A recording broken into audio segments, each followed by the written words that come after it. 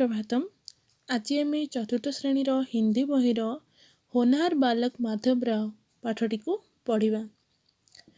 तो ए माधव राव विषय आम कि जाना। माधव राव होती जड़े सुप्रसिद्ध विद्वान और जड़े महान व्यक्तित्व। तांको आम समस्ते भल भाव जानी ना। केमिति आम विद्यालय देखि सब श्री गुरुजी डॉक्टर जी फोटो रोचे जानच ना। देख तो हमको जानिच ना। तो सेमि प्रत्येक श्रेणी कक्ष रोचंदी माधव राव। तांको छोट बेलर ना होची माधव राव। तो तांको पूरा नाम होची माधव राव सदाशिव गोलवालकर। आ तांको पूरा भारत वर्ष श्री गुरुजी रूपे जानिछंती।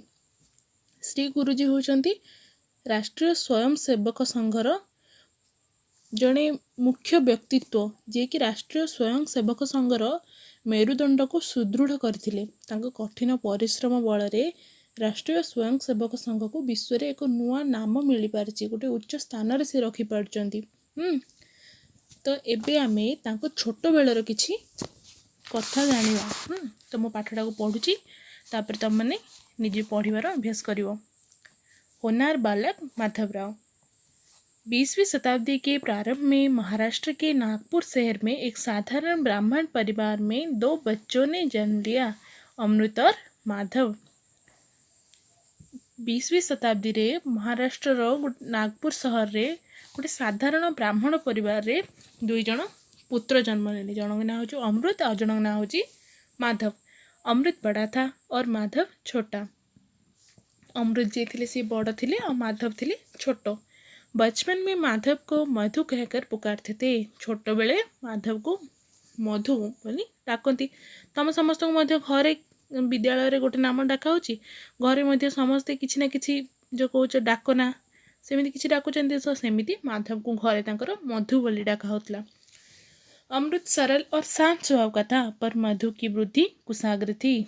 अमृत जी थिले सी सरल और शांत स्वभाव थिले, किंतु मधुंकर बुद्धि कुशाग्र थिला। कुशाग्र माने कौन जे पूरा तेज बुद्धि, जहाँ से शुणुले जहाँ पढ़ुले तांकर शीघ्र मन रही जाउथला। मधु का जन्म माघ शुक्ल एकादशी 19 फरवरी 1906 ईस्वी को हुआ था। मधु जी थिले तांको जन्म होइतला माघ मास शुक्ल पक्ष एकादशी तिथि रे 19 फरवरी माने 19 फरवरी मासर 19 तारीख एवं 1906 मसीह रे हिथिला। उनके पिता का नाम था सदाशिव राव और माता थी लक्ष्मीबाई। तांको पिता का नाम थिला सदाशिव राव और माता थिले लक्ष्मीबाई। मधु के जन्म के बाद उनके परिवार में उत्तरातर उन्नति होने लगा। मधु जो तांको परिवार जन्म ग्रहण कले, तांको परिवार आगठार बहुत उन्नति करबार लागले। बालक गौरवन था, उसकी आंखें चमकीली थी और नासिका सरल थी। तांकर शरीर गठन केमती थिला ना, रंग गोरा थिला, आखे चमकीली, आखिरे गोटे अलग प्रकार चमक थिला, आउ नाक सीधा थिला। सभी उसे शुभ लक्षण युक्त मानते थे। समस्ते तांको शुभ लक्षण तांको शरीर रे अच्छी, तांको शरीर गठन बोली मानुथिले। माधव बहुत ही बुद्धिमान था। माधव तासिता और कौन थे, बहुत बुद्धिमान थे। बचपन से ही उसके असाधारण बुद्धि का परिचय मिलने लगा था। छोट बेलू ही तांकर बुद्धिर असाधारण परिचय, से सबू जिनस को शीघ्र मन रखी दौले। एथपाई असाधारण बुद्धिर परिचय मिलिया लगी। भाव जी जब भी पूजा पाठ में बैठते थे, माधव भी उनके पास बैठ जाता था और मंत्र को सुनकर याद कर लिया करता था। भावजी महाराष्ट्र रे बड़ भाई को भाव कहते। भाव माने होची भाई। तो जिते बेले तांकर बड़ भाई संबंधी भाई जो पूजा पाठ करने को बसुले, माधव भी उनके पास बैठता था। माधव मध्य तांको सहित बैठुले। आ तांके जो मंत्र जाक सब कहते, से मंत्र जाक सब शुणिकी मन रखिकी सी सब कहीदे। किए जे माधव। उसने किसी के ना सिखाने पर भी केवल सुनकर शिव महिमा स्तोत्र और राम रक्षा स्तोत्र सीख लिया था। केवल से सुनी कि शिव महिमा स्तोत्र और राम रक्षा स्तोत्र ये दुटा हूँ कठिन श्लोक संस्कृत भाषा से सब से सीखी नहीं थे। उनके पिताजी के पास कुछ विद्यार्थी पढ़ने आते थे। उन्हें जो भी पढ़ाया जाता था माधव सुनता और तुरंत दोहराने लगता था। तांको बापा पाखको कि सबुबले किसी विद्यालयर विद्यार्थी किसी पढ़ियाको आसुले तो माधव से जहाँ भी पढ़ाऊले पिता तांको सेटा सब शुणुले आउ दोहरानी लिखते थे माने तांको बारंबार अभ्यास करते निजे निजे। बड़ा भाई अमृत जो भी पढ़ता माधव उसे ध्यान पूर्वक सुनकर याद कर लेता, फिर बिना एक शब्द छोड़े पूरा का पूरा पाठ ही उन्हें सुना देता था। जिते बेले तांको बड़ भाई माधव पाठ पढ़ुले सेतेबेले अमृत जिते पाठ पढ़ुले माधव से कौन करते ना ध्यानर सहित शुणुले आउ बिना किसी शब्द छाड़ी पूरा जमी पढ़ुले बही देखी ये बही न देखी सेमती कहीदे। इस प्रकार उन्हें अंग्रेजी, मराठी, हिंदी की अनेक कविताएं कहानियाँ कंठस्थ हो गई थी। ये भली शुणी शुणी तांको इंग्राजी भाषार, मराठी भाषार, हिंदी भाषार बहुत सारा कविता आउ गप कंठस्थ माने मन रखी देथिले, तांको मुखरे थिला, तांको पाटिरे थिला, से न देखी मधे सब कहि पारुथिले के माधव। एक बार की बात है, बड़े भाई अमृत ने भाषण प्रतियोगिता में भाग लिया था। गोटे थर कथा कौन होता ना तांको बड़ भाई जे थिले से भाषण प्रतियोगिता रे भाग नहीं। वर्ग शिक्षक ने भाषण लिखवा दिया था। तांकर जो शिक्षक माने थिले वर्ग शिक्षक माने से माने तांको पई भाषण लिखि देथिले। अमृत घर पर बार बार उससे पढ़ता था। अमृत जो थिले से घरे सब बारंबार से पढ़ुले। माधव के कानों में बार बार भाषण के शब्द पढ़ने से वो भाषण उन्हें भी याद हो गया। जमीती आगुरी आम जानते माधव सब शुणिकी मन रखी दूसरे सेमती जो बड़ भाई भाषण सब बारंबार घरे पढ़ुले माधव को सब मन रही जाता। संयोग बस प्रतियोगिता के एक दिन पहले अमृत को तेज बुखार चढ़ाया। जमीती अमृत जो भाषण से बारंबार अभ्यास करते आ माधव शुणुले कि हठात संजोग बसत कौन है ना प्रतियोगिता हबार गोटे दिन पूर्वर अमृत को ज्वर हो गला जोर। वर्ग शिक्षक चिंतित हो गए कि अब प्रतियोगिता में पाठशाला की ओर से भाग लेने वाला कोई नहीं है। से जो वर्ग शिक्षक मैंने जो मैंने भाषण लिखते से मैंने सब चिंतित हो गले कौन पाई ना तांको विद्यालय तरफ अमृत को बछा जाइथिला भाषण प्रतियोगिता भाग नापी। तो आउ भाग नापी किए ना समस्ते चिंतार पड़गले।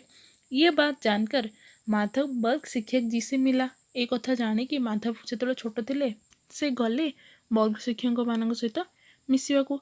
उसने कहा अमृत भैया की जगह मुझे प्रतियोगिता में भेज दीजिए ना। से कहले अमृत भाई जगह मते प्रतियोगिता रे पठे दियो ना। शिक्षक बोले अरे तुमने तो भाषण पढ़ा भी नहीं, तुम कैसे बोल पाओगे। तो शिक्षक मैंने समस्ते कहले तमें केमती जीव, तुम तो भाषण गोटे थर भी पढ़ी न, भाषण तो रटना पड़ता है। समस्ते कहले भाषण को तो घोषिया को पड़े, रटना माने घोषिया। माधव ने कहा गुरुजी मैं इस तरह बोलूँगा। ऐसा कहकर माधव ने भाषण आरंभ कर दिया। कहीं भी रुका नहीं, अड़ा नहीं। से माधव कहले ओ एमती तो मुझे आपन गोटे थर शुणाऊँगी, मुझे कहबी। एमती कहीकि सी जो शुणी अमृत को बारंबार अभ्यास कर घरे से कहीदे कमेना से शुणिकी सब जिन मन रखी दौले। सी कौन सी गोटे जगार रही कि भाविलेनी। कहीं वो आवाज़ धीमी करता था तो कहीं आवेश में बोलता था। भाषण जमीती कहुच्छी केतବେଳେ से आवाज़ धीरे करते केतବେଳେ जोरे कहते कि माधव। उसने उत्तम ढंग से गुरुजी को पूरा भाषण सुना दिया। से भल भाव गुरुजी को पूरा भाषण सुनाई देले। इससे प्रधानाचार्य महोदय भी बड़े प्रसन्न हुए। तांकर एमती देखी प्रधानाचार्य जी तांकर थिले से बहुत खुशी हेले। उन्होंने माधव की भाषण प्रतियोगिता में भेजा। से माधव को भाषण प्रतियोगिता रे पठेले। माधव को प्रतियोगिता में प्रथम स्थान प्राप्त हुआ। ताकि जो इतनी सुंदर भाषण कहते से प्रतियोगिता रे प्रथम स्थान मिलला। सन 1970 ईस्वी में बेनगंगा नदी के तट पर विद्यार्थियों का एक विराट सम्मेलन आयोजित हुआ था। 1917 मसीह बेनगंगा अंचल नदी तटरे विद्यार्थी जिते सब पाठ पढ़ुआ लोक मैंने छात्र छात्री मानकर जेतेबेले बेनगंगा नदी तटरे विद्यार्थी मानकर गोटे विराट सम्मेलन आयोजित होता। से सम्मेलन समस्त भार माधव राव उपर नियंत्रित होता। उसमें अनेक प्रकार की प्रतियोगिताएं रखी गई थी। वहाँ पर भी माधव भाषण प्रतियोगिता में प्रथम रहा। से गोटे भाषण प्रतियोगिता होता और से माधव प्रथम होते। इस समारोह के अध्यक्ष थे मुलाना। से समारोह अध्यक्ष व सभापति थे मुलाना। उन्हें माधव का भाषण बहुत पसंद आया। उसके बाद जब भी माधव मिलते वो मुख से एक परिच्छेद अवश्य सुनाते। तापर जितेबले मुलाना सहित माधव देखा साक्षात होता से सब बेले मुलाना को किसी ना कि गोटे परिच्छेद गोटे किसी अंश विशेष जेकोसी कहानी गोटे अंश विशेष कि जेकोसी विषय किसी भाषण देला भाया कथा से कहते। 1926 ईस्वी में उन्हें MSc में प्रथम स्थान प्राप्त किया। तापर 1926 मसीह से MSc रे प्रथम स्थान प्राप्त हेले। वे बनारस हिंदू विश्वविद्यालय में अध्यापक रहे। तापर से बनारस सबुठ बड़ विश्वविद्यालय हिंदू विश्वविद्यालय अध्यापक हेले। छात्र श्रद्धा से उन्हें गुरुजी कहते थे।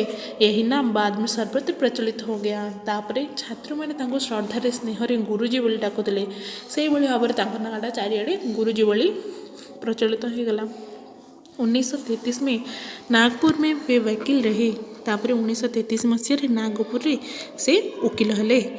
1937 में स्वामी अखंडानंद से उन्होंने दीक्षा ली। तापर 1937 मसीह स्वामी अखंडानंद ठारू से दीक्षा नेले। दीक्षा अर्थ कौन? गुरुं ठारू आम शिक्षा नौचंदी से सेमिति गुरुं ठारू शिक्षा एवं दीक्षा नेले।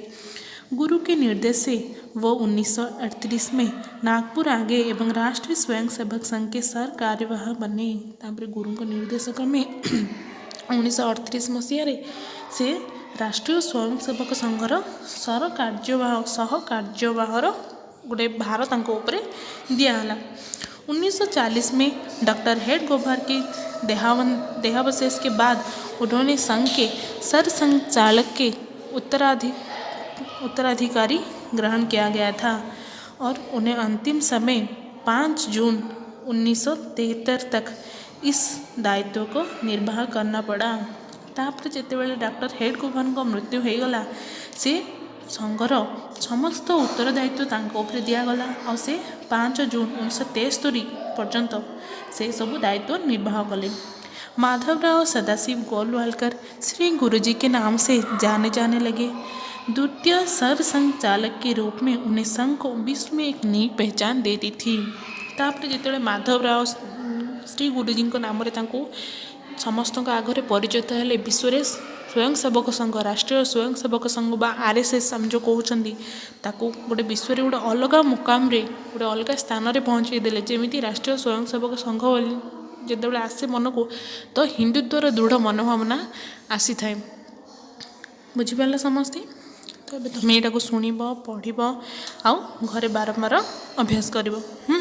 धन्यवाद।